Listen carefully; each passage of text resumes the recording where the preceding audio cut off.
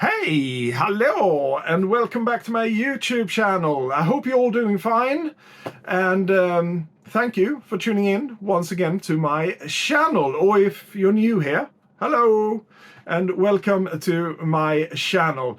You just tune in to the next episode in my long-running project that is called Retrospective 1984. It's something I started doing at the beginning of this year, just to celebrate the wonderful year in music that was 1984. It gave us so much good music, so I just wanted to do a special focus on that one. It's been 40 years, can't believe it. But anyhow, so what I'm trying to do is to go back. It's a bit of a nostalgia trip, a bit of an ego trip for me as well, just to go back to see what did I listen to back then.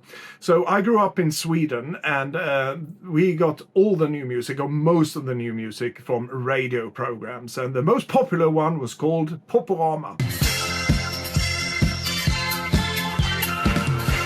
And Poprama was our program. We were in control, so it was on every week. They played a bunch of new singles. They had like a top 5, top 6 list for things from previous weeks that was voted in. Because yes, we were voting on the Poprama list. We created that list by voting. So we could write down at the end of each program our top 5 favorite singles from that program, send it off to Swedish radio. They would tally the votes during the week, and that will be the basis for next week's Poprama list, and so forth and so on. So it was great. But at the end of August in 1984, it came to an end. Poprama ceases to be. But don't fear, we got a new program on the 8th of September called Tracks. Tracks was basically Poporama. There were some small changes to it. I think the biggest one of them was they no longer had just a short top list and a bunch of new singles. No, this time around they had a top 20 list. And on top of that, they played a bunch of new singles as well, of course. And on top of that, they also had something called Bubblare, or we'll call it Bubbles. Bubbling songs, and those were songs from previous week that didn't make it into the top 20, just below the top 20. So they got a second chance. They were played, and we could vote them in, well, at least try. So it was exciting. A lot of songs, more songs were being played on Tracks than on Poporama every week. So, what I've been doing so far is, like I said, go back to see what I was listening to on Poporama. This is a whole basis for the program, and it's been a really interesting journey so far, because there's a lot of songs that I obviously remember and I still love, but there's also songs that I'm like, I can't remember ever hearing this one. I didn't have it on a mixtape or anything like that. But I do understand why, because listening to it today, it might be, a bit so-and-so, yeah. So I understand why. But in some cases, when I don't recognize it, and I would be like, wow, this is such a good song. And it could just be that I didn't really appreciate it as a teenager back then, 13 years old. But today, I've grown much more into music. I understand music. I don't know. But yeah, it's been a really interesting journey. And I hope you find it interesting as well, even if it's just me babbling about my memories around all these songs. So the new structure for this program, because usually on the Poprama episodes of my retrospectives, I went through all the new singles that were being played, and then we went into the small top list, and then I did some honorable mentions as well, because each program was based on the last Poprama for that respective month. So I will do the same for Tracks. So in this case, today, I will talk about the 29th of September 1984, which was the last one, last Tracks program in that month. But I will also look back on the rest of the month just to see, well, there's some songs that didn't make it onto the 29th of September in this case, and I call them honorable mentions. They're things that are near and dear to me, things that I really liked back then, or I still like today, and I want to talk about them or just mention them at least. So that's what I'm going to do still, and I'm also going to have a look at the end of each episode on the UK charts. because the UK charts had so much more music that we weren't exposed to in Sweden. So I'll pick some honorable mentions from UK charts each month that I still find really good, or I found really good back then. Things that were never played on these Swedish radio programs that I'm talking about. Tracks in this case. So I think that's enough about that. I talked about all the different changes from Poprama to tracks. So what I will do with tracks, because it would be such a lengthy program, I always do, these tend to be very lengthy, these retrospectives. So I will try to shorten them down. I'll try, I'm not going to promise you anything, but I will try. So what I decided to do is just to go through the top 20 list for the program that I'm talking about on the 29th of September 1984 in this case, for example. Just go through the top 20 list, see what was being played. And if there's anything that sticks out to me, I'll hold the brakes. Perhaps I have that record in my collection. We'll pull it out, have a look at it, and I'll talk something about it. But the rest I'm just going to mention because there's no point of me sitting here talking about something that I can't really remember. It has to be something that I'm really passionate about, something that I really like. So I hope you got the gist of it. That was a lengthy intro, I know. So now it's high time we had a look at the retrospective of September of 1984.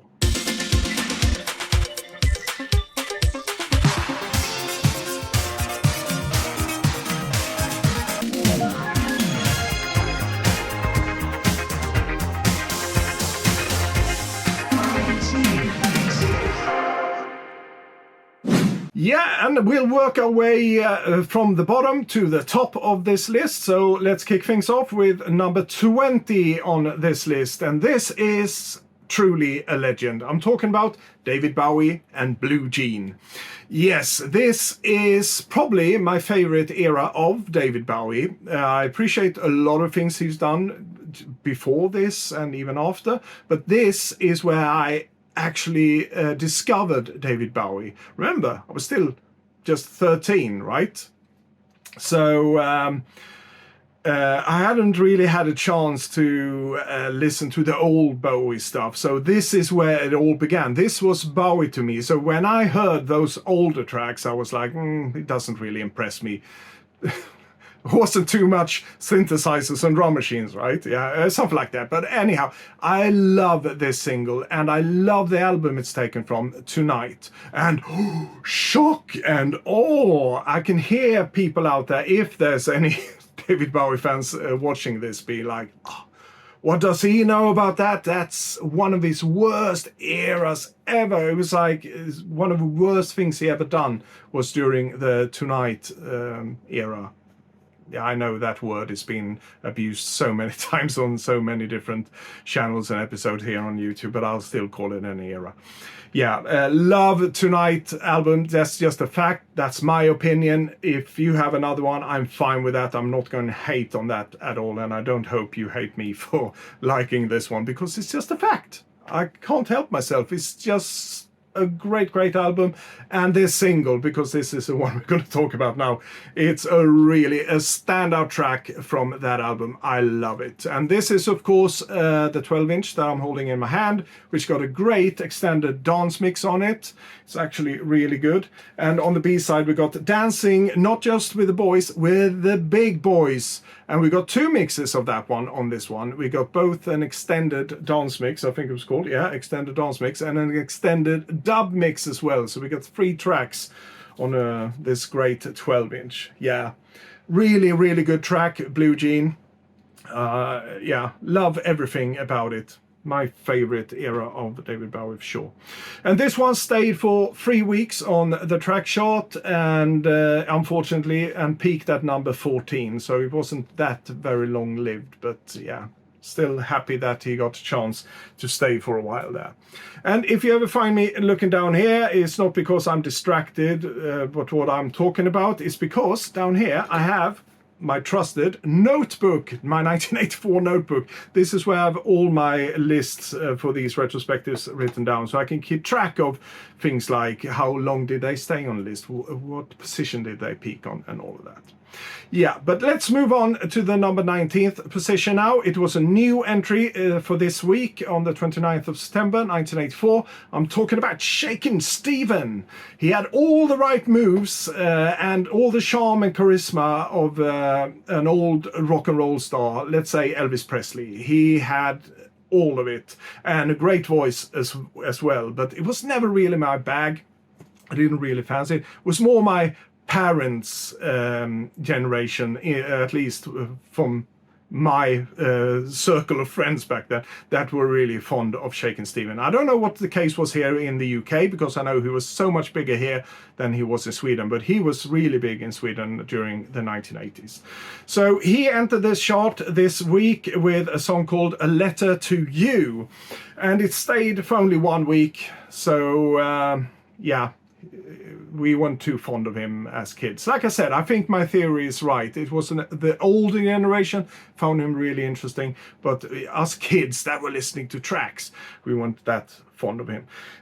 He peaked at number 19, so yeah, he stayed here for 1 more week and then he was gone, basically. So yeah, that was Shakin Stevens.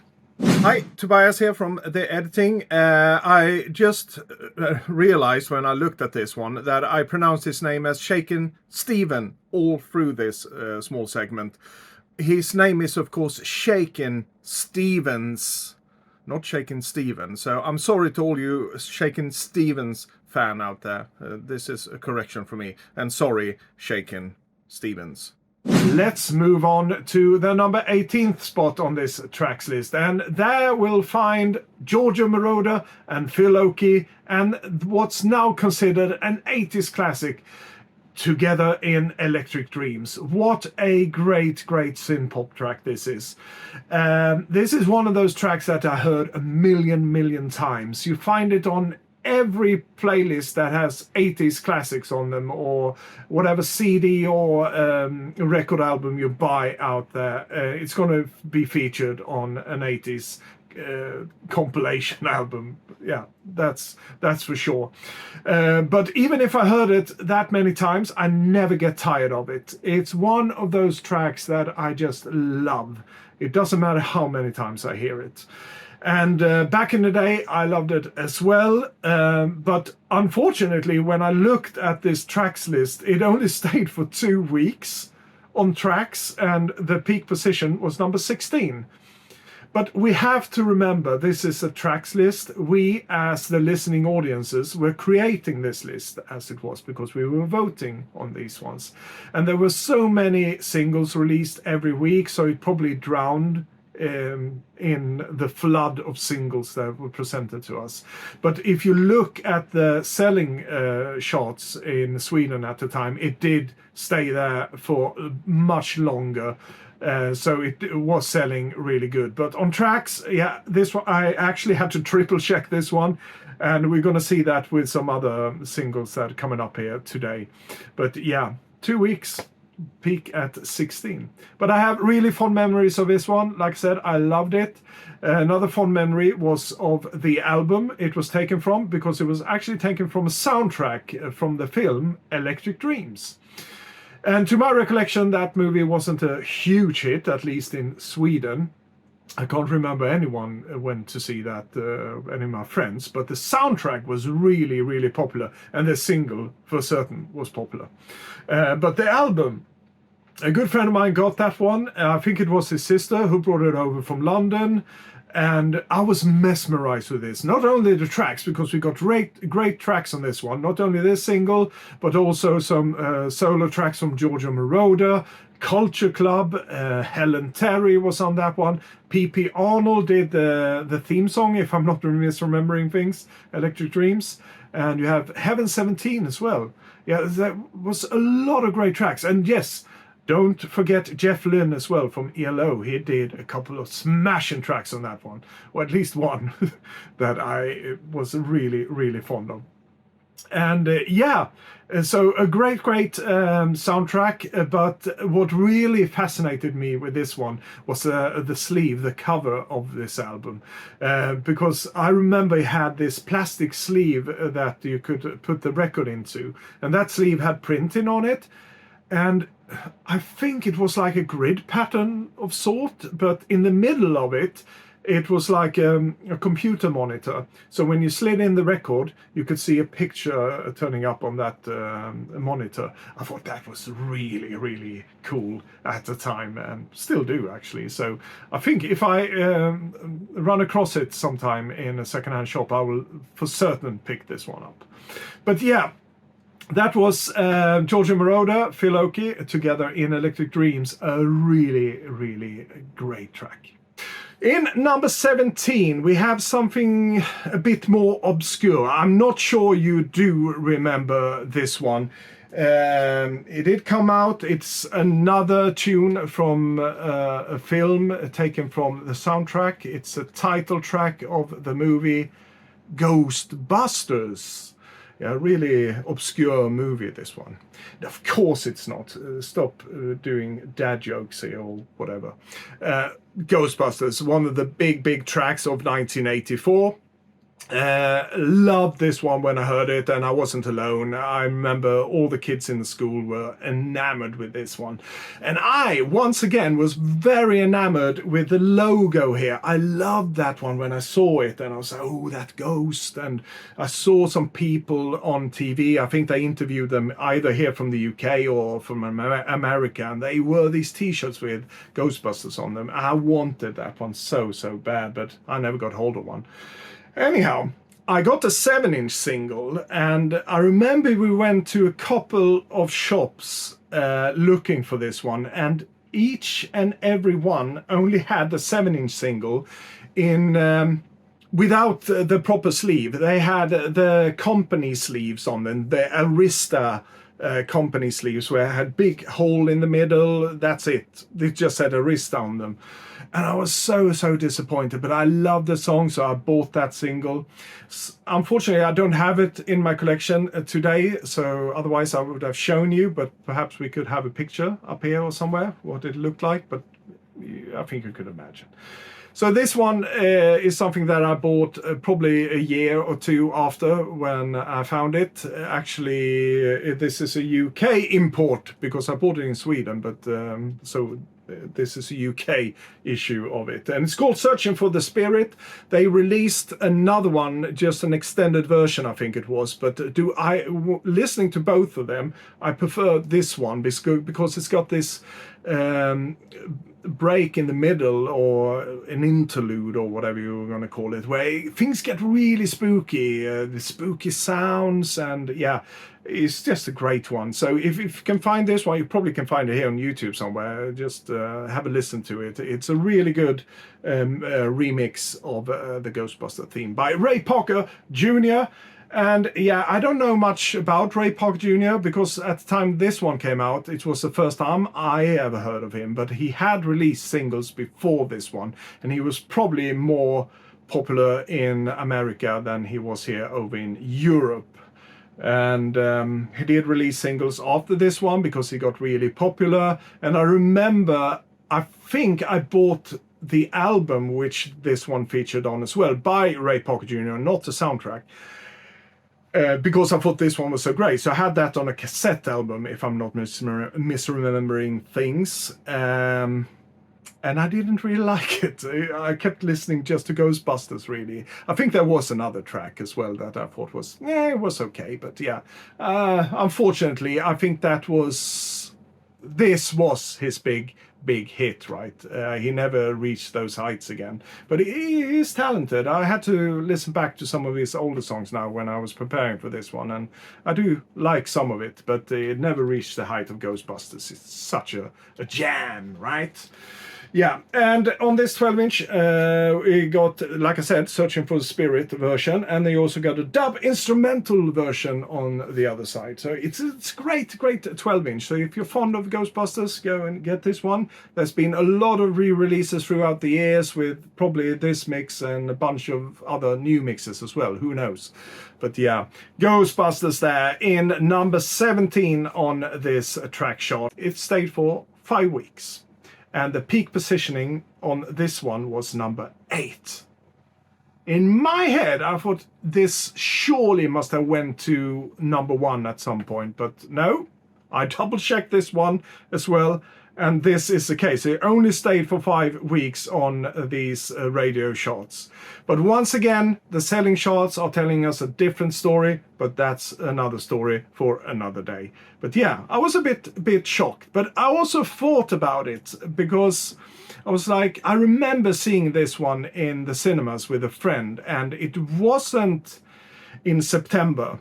It was later in the year, so I had to check it up. And lo and behold, this movie, Ghostbusters, was released in the cinemas in the first week of December of 1984.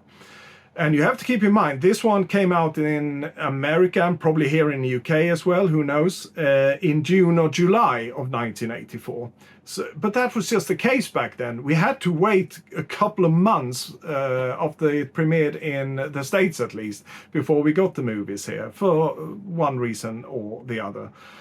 So I think that could be one of the reasons it didn't really peak higher than this on the track charts, because we got it pretty early and it functioned as a promotion for the film. We all heard about this film, but no one's seen it in Sweden at this point. So that's one of my theories around why this one didn't climb higher on the track chart. But I could be totally wrong, but I think that's a good theory actually around this one. Yeah, so yeah, we had to wait until December, and who knows, in December we might see it pop up again on the track charts, but yeah, we'll leave it for then. We're only in September now. Let's move on to the number 16th spot on this track chart, and that's another new entry and another song from a soundtrack. This is Limahl and the Never Ending Story. And a hugely popular film. In contrast to Electric Dreams that we talked about earlier, I know for a fact that this one was really, really popular at the time. But I know it will sound crazy, but this is one of those classic 80s films that I never seen. I never went to see it in the cinemas back then. But I certainly heard the song and I loved it. Limahl, of course, being the lead singer once upon a time in Cage A Go-Go. We talked about Cage A Go-Go in one of my earlier episodes, and the single Too Shy, a great, great single. Then he broke loose from that group, made a solo career for himself, and he never really reached the height of Too Shy and all that, but he tried. He's a good singer and all of that.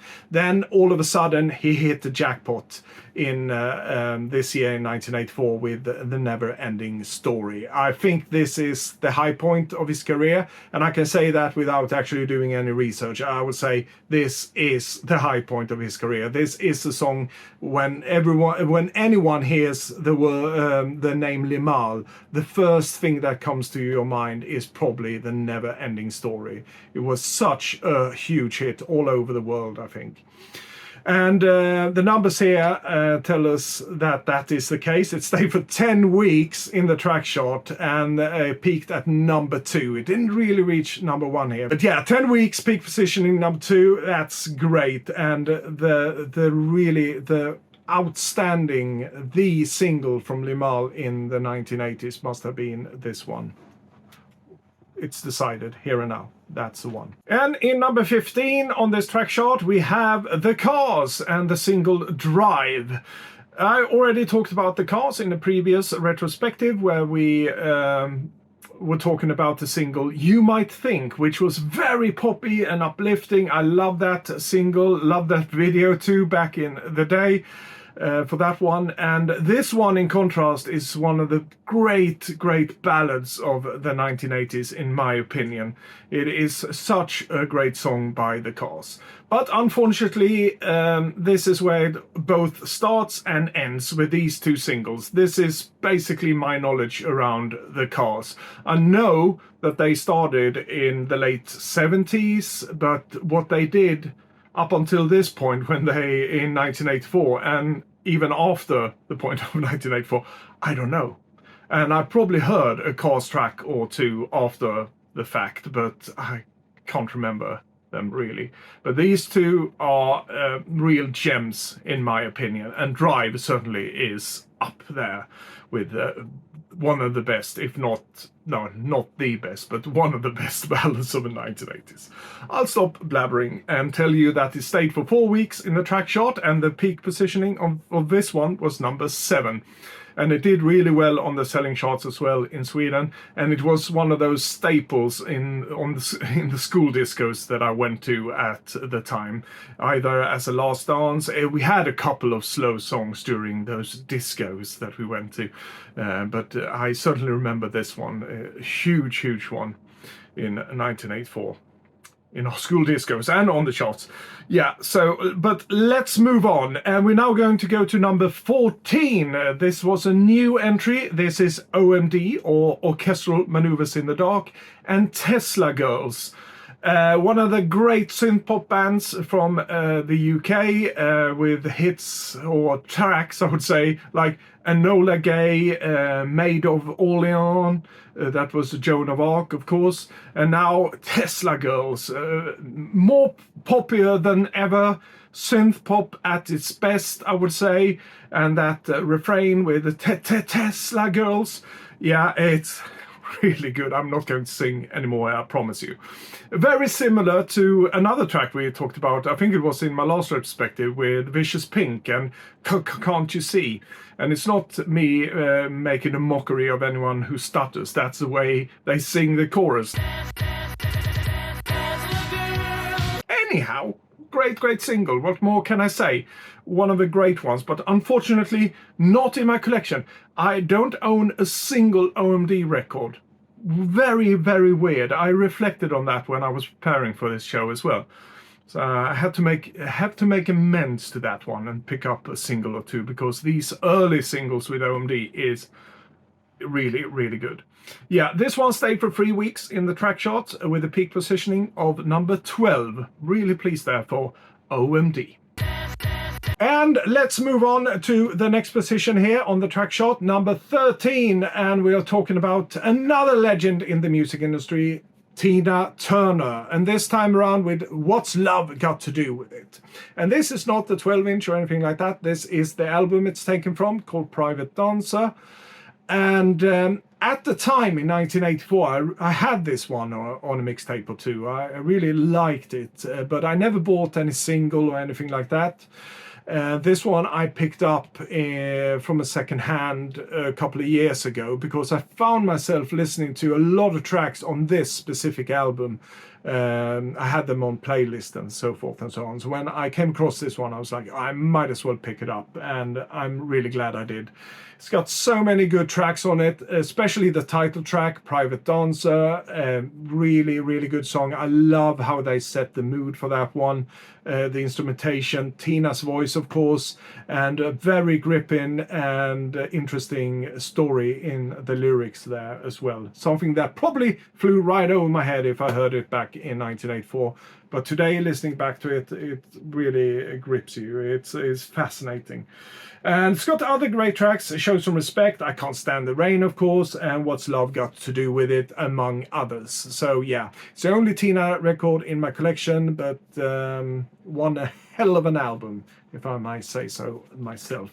Yeah, so that's Tina Turner in the number 13th spot on the track chart. It stayed for 4 weeks, peaked at number 5. But it also was on the Poporama charts for 2 weeks, so we have to say it stayed for 6 weeks in total, because to me now, Poporama and tracks are basically the same program. It was even presented by the same guy as well, so yeah. So we'll say 6 weeks in total, peaked at number 5. I'm really glad about that for Tina Turner's What's Love Got to Do with It. And I turn the page here, and we go to the number 12 spot, and we got UB40 here. Another group that I never really took to my heart, never was really that fond of them. I had a couple of friends that were bigger UB40 fans, but yeah. But I always give artists a chance, bands a chance here on my retrospective, so I listen back to all of the tracks just to, just see what do I think about them today. And I will have to say it left me a bit neutral this time around as well. The track is called If It Happens Again. it's what I expected from UB40, let's just say that. And if you're more curious about this track, please go out and play it now. You might love this one. I wasn't too keen on it. It stayed for 3 weeks, peak positioning at number 12, so this time around it's in number 12, so it didn't climb higher, unfortunately for UB40.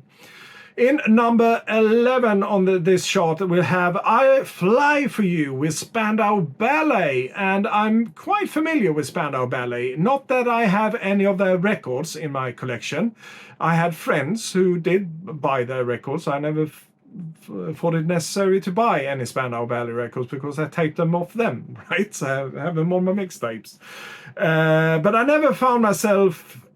even if I like quite a lot of Spandau Ballet tracks, it's a group that never really reached the whole way through to me, if you know what I mean. So yeah, just my feelings around them.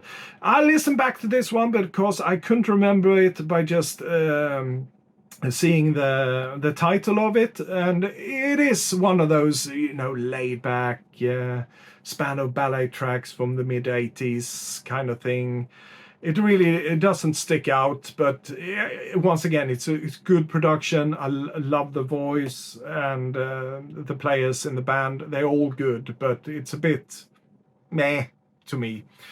So we'll round off things here with Spandau Ballet to say that they stay for 3 weeks, peak positioning at number 11 for them, and the track I'll Fly For You. The next one, however, on the number 10th position on this track chart is a gem. A real gem. I'm talking about Real Life and Send Me an Angel. This is probably, well, in my opinion at least, one of the top 10 best tracks of 1984. If I was forced to do a list over the 10 best tracks of 1984, this one would sure be in that list.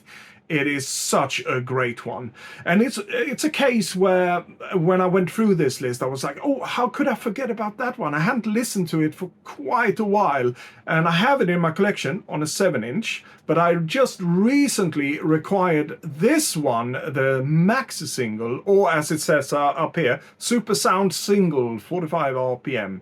Yes, I was really pleased that I got hold of this one, and at a reasonable price as well.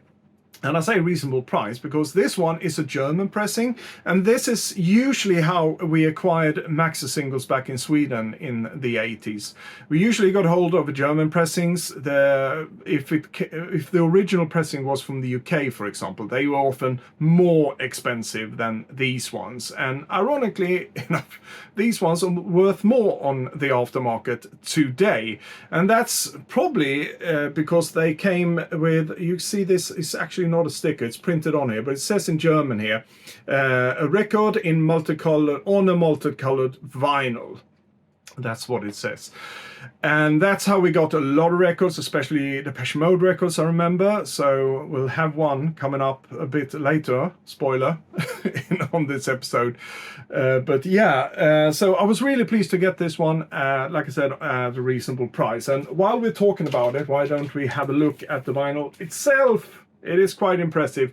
Some might call it marbled vinyl today, but I'll call it splatter vinyl or multicolored vinyl. It's really, really nice. And let me tell you, this copy as well was pretty pristine when I bought it. It's really nice. And I'm so pleased to have this one on a max single because this extended version that's on this one is just fabulous in my opinion.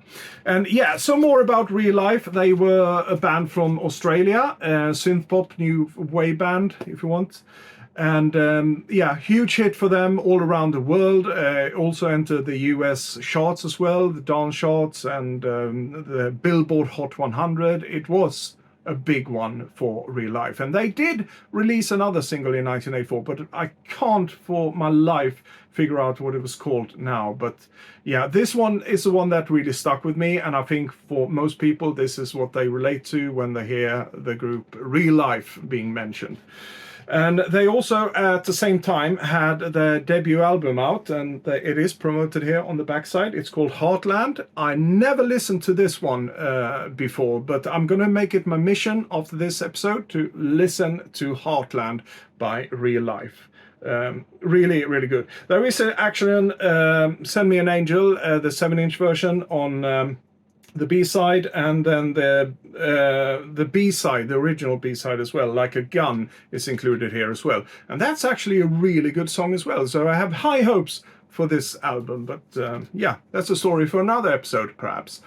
Real Life, yeah, a bombastic synth pop at its best. That's the best way I can describe it. And if you never heard this one before, pause this video and go and find it on the streaming services, or even better, go here on YouTube and watch the video and listen to the song as well. And then come back and comment down below if you think I'm right or you might disagree. But in my opinion, one of the best tracks of 1984.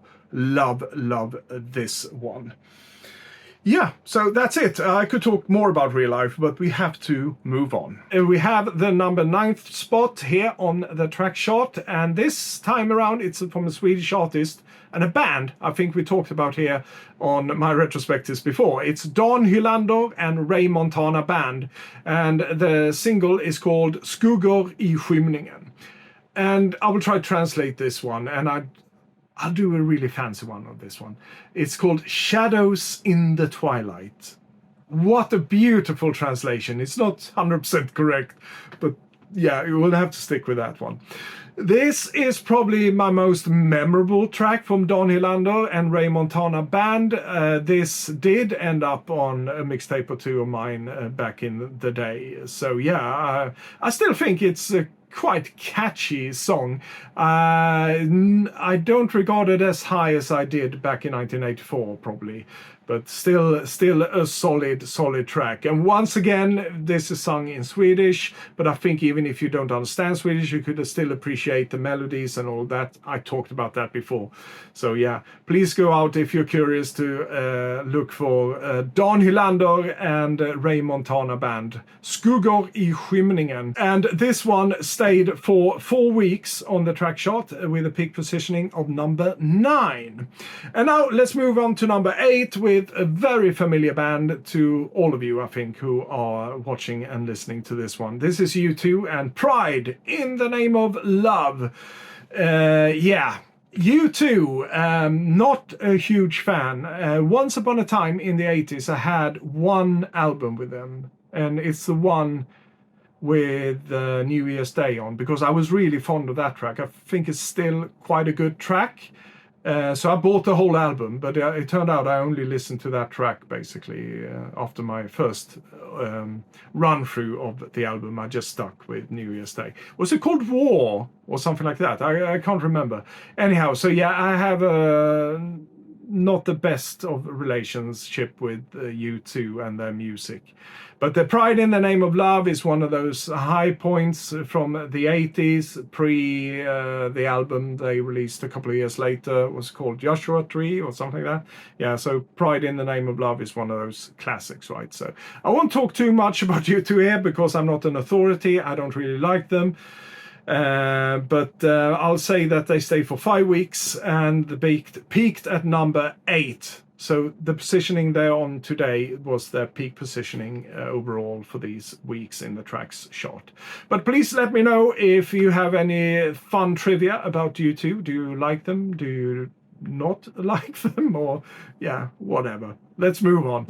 And in the number 7 spot on this tracks list, we have yet another Swedish artist. This time around, Eva Dahlgren with the single Guldgrävar Song, roughly translated to Gold Digger Song. No, not that kind of gold digger that we refer to today in our modern language. No, this is back in the olden days when they went to Alaska and all those kind of places to dig for gold. Gold Digger Song.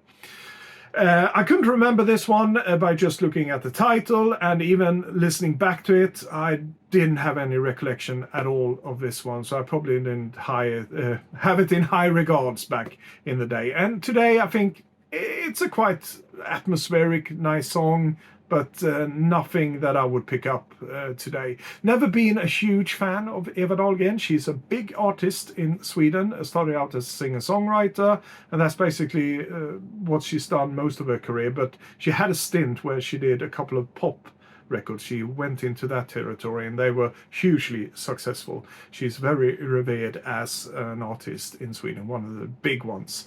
But yeah, I never really gelled with me, so yeah, fortunately this one was nice. But I might be one of the few who didn't like it, because this one stayed for 6 weeks on the track chart and peaked at number 7, so it was a popular song. But now on to something that I really liked back then and still do. In the number 6 spot on this tracks list, we find George Michael and Careless Whisper. Another great 80s classic today, right? And it was a huge hit back then as well. I know Wham was conquering the world at the time, and all of a sudden George Michael breaks loose from Wham, it seems, and does a solo record, which is a huge hit, Careless Whisper. And this was, of course, a mutual agreement between him and Andrew in Wham, to my understanding. I saw the documentary on Netflix earlier this year, which was a brilliant one, all about Wham, where we hear all the persons involved talk about Wham, and we follow their story from the beginning and to the end.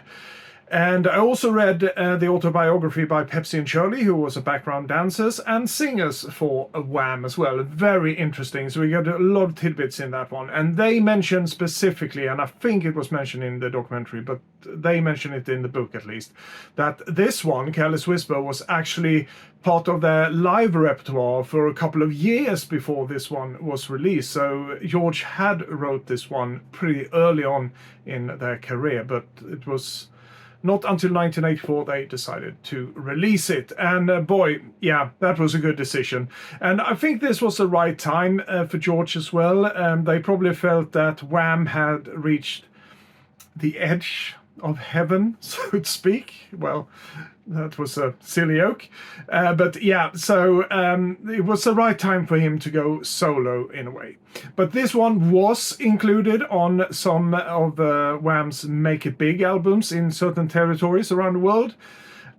So when you bought that one, you were like, yeah, this is Wham with Careless Whisper. But it was actually just George Michael on this one. And yeah, what a song. One of the great ballads as well of the 1980s. We talked about Cars earlier and Drive. This is up there with one of the best ones. I didn't own this one back in 1984. My sister had the 7-inch, so there was no need for me to buy it. And I think I spoke about this one, not this one, but Wham, the phenomena that was Wham, with an exclamation point.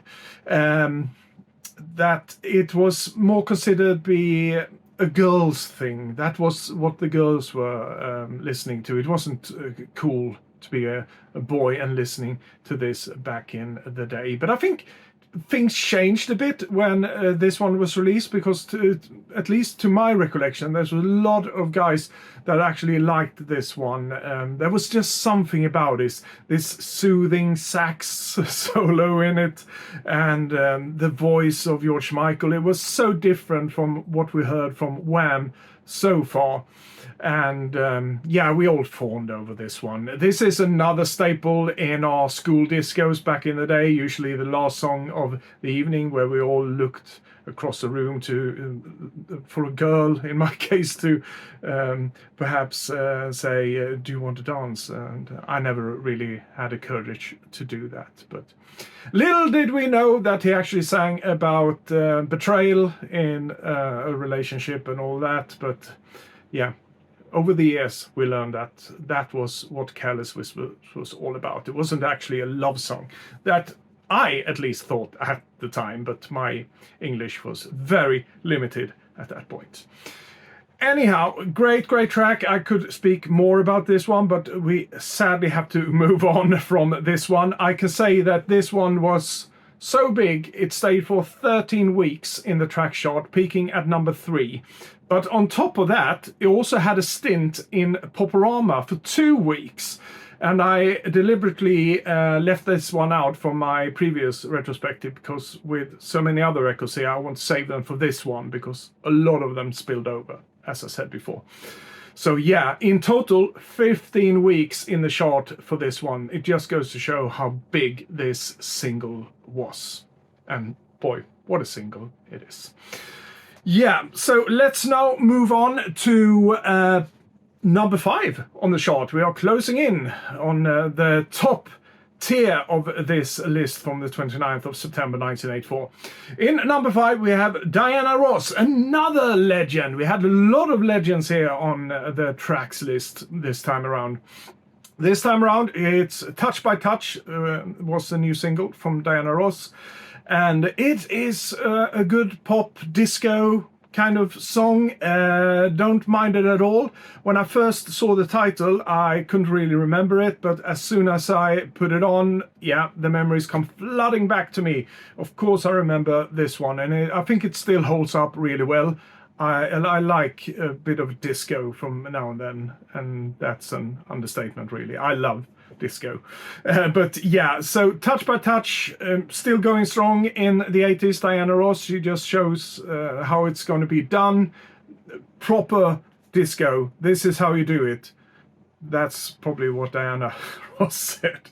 Well, anyhow, 5 weeks in the track chart and with the peak positioning of number 5. So really well done by Diana Ross there. And in number 4 on this track list is a song that I already spoke about a couple of times, so I will just mention them. It's of course Alphaville and Sounds Like a Melody.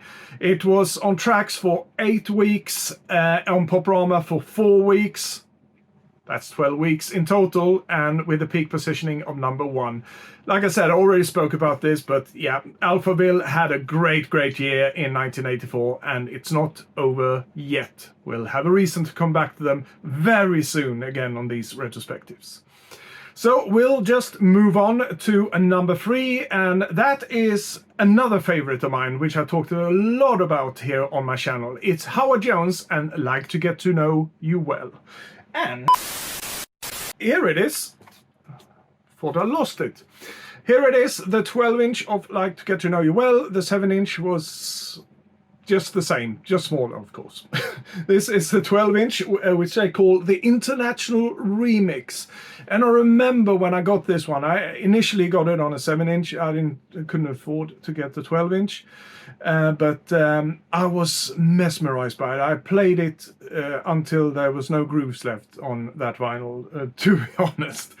And even the B-side on this one, which is called Bounce Right Back, I love that one. 2 great songs on one record, and on this 12-inch of course you get an even longer, an extended international mix of Like to Get to Know You Well, and Bounce Right Back you get a Cause and Effect remix, which is great. Overall, a great record. And another thing I found so fascinating with this one is that Howard Jones designed this one, or whoever designed it. I don't think it was Howard, but he probably had some pointers there. It was the title of a song was of course written in many different languages across this sleeve here, or the cover. And on the bottom here, on the flip side of it, it's in Swedish. Skulle vilja lära känna er bättre. A bit of a very good translation, actually. It's a bit old-fashioned to say skulle vilja lära känna er bättre. In casual speak it would be something else, but anyhow, I was so stoked. I was like, oh look, it's in Swedish. Wow, yeah. It was all the rage back then. Yeah. But anyhow, a great single. Another one, once again, Howard Jones as well. Great year, 1984 for him. A lot of great singles, a lot of chart positionings all over the world. 7 weeks on tracks, and previous to that, 1 week on Poporama as well, just before they finished. So this is another one I saved from the last retrospective that I did, with a peak positioning of number 2 for this one. So it did really well, and no wonder it's Howard Jones after all. And in the second place on this track chart of the 29th of September 1984, we have one of my favorite groups of all time. It is, of course, Depeche Mode and Master and Servant. This was the second single from the album Some Great Reward that they also released this year. And if I'm not mistaken, I believe it was released in September that year, but I could be off on that one. So please comment down below if I'm totally off on this one. But anyhow, great single. Back in the day, I thought People Are People was good, but now in hindsight, and I already talked about this, I don't feel like that People Are People really fits on the album Some Great Reward. It should have been a single only release, but hey, that's just the way it is. But this one certainly fits in with the whole atmosphere of Some Great Reward, I think. The more upbeat, more poppier song, even if it's got a lot of coldness to it with all those metallic samples and all that.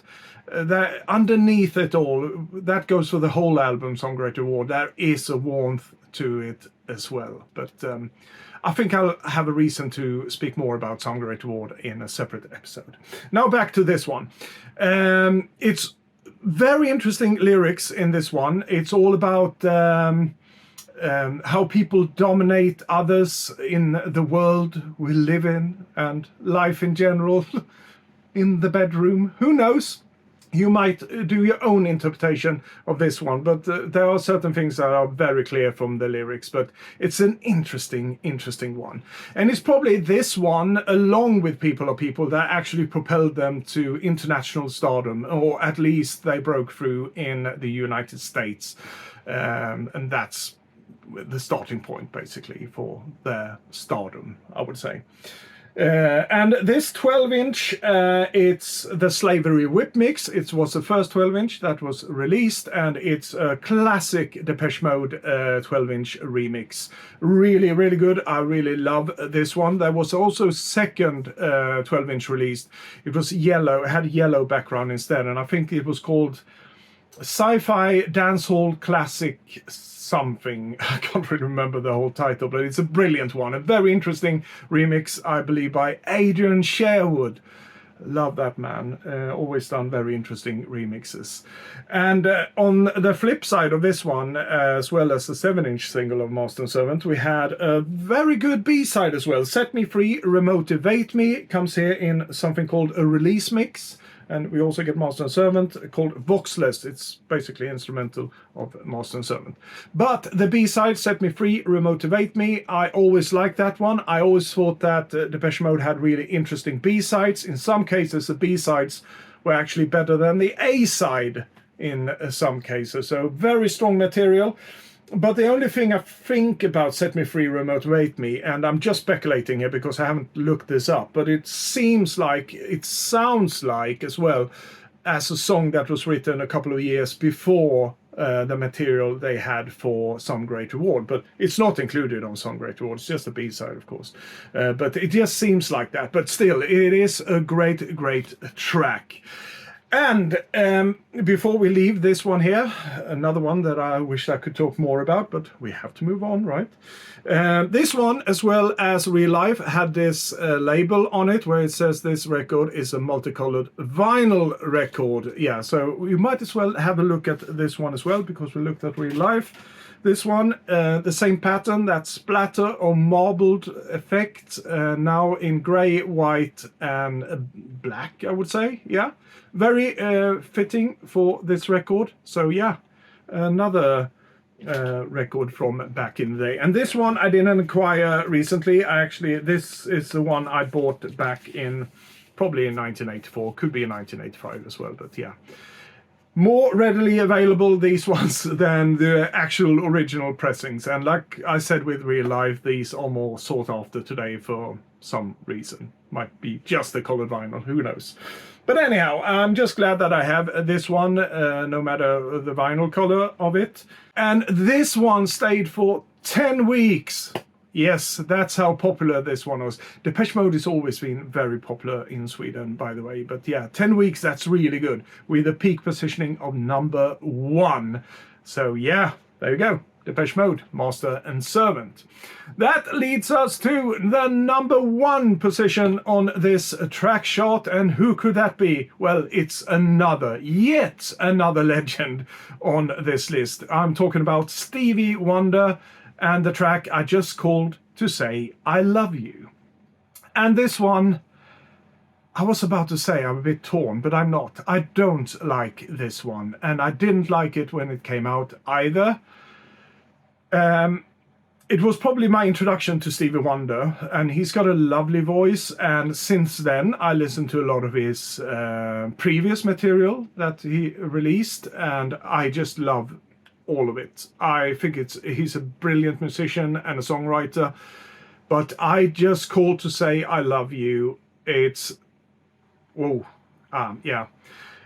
to me it sounds like one of those organs you had back home. We had one of those, or a cheap keyboard with a built-in rhythm box. So you just play, if you want samba or tango or whatever, you just press it and then you start playing some kind of cheesy sound on that keyboard.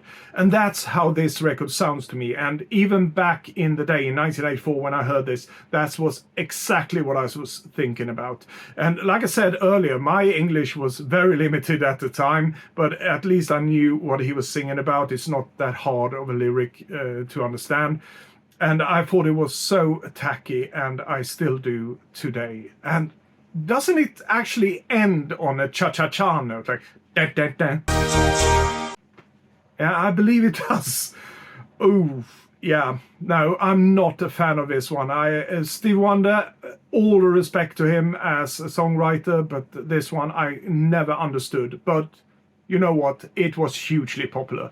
This was probably the introduction for many people around the world to Stevie Wonder as well, and most people loved this one.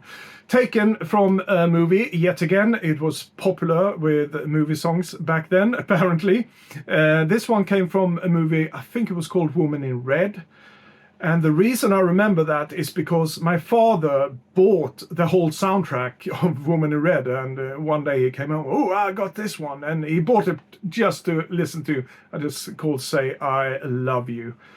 Yeah, and that's what I also remember of this one, that none of my friends, I can't remember them saying, oh, this is a great, great track or anything like that. It was mostly our parents that actually loved this one. But I'm probably wrong, because tracks, most of the listeners to tracks were the younger generation, the teenagers of Sweden who was listening to that and voting for these ones. So yeah, we were probably a bit alone in thinking that. Who knows? Just theories I'm throwing out there. So yeah, but I do love Stevie Wonder otherwise, but this one, not so much. 8 weeks in the track chart, an additional week in the Poporama chart, so in total 9 weeks for Stevie Wonder there, and I just called to say I love you, with of course a peak positioning of number 1. This is the one. Yeah, so that will round off this retrospective, because you know what? I don't have any honorable mentions, because tracks were so new still in September. So when I went back to the previous weeks in September for tracks, it was basically the same singles. There was the odd new single being played that's not on this list that I'm talking about today, but they weren't really something that I was fond about, so I don't have any honorable mentions. And you know, another thing, that goes for the UK charts as well, because I found a lot on the UK charts for September of 1984 that was like, oh yeah, that one was great. But it turns out it's going to pop up on the tracks charts in the following month or 2 months after that. So yeah, no honorable mentions there either, because my rule is if I mention anything from the UK charts, it's because it hasn't been played on the Swedish charts, tracks in this case. So yeah, so that's it.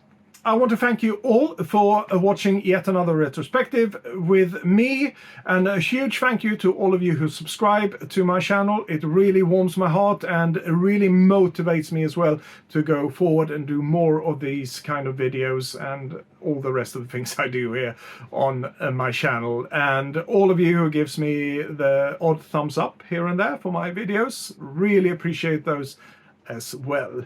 And please comment on any of my videos. On this one, please give me your input, what you thought about this list. There's something that you remember specifically about these songs that I talked about, or something I might have gotten wrong, so please correct me then.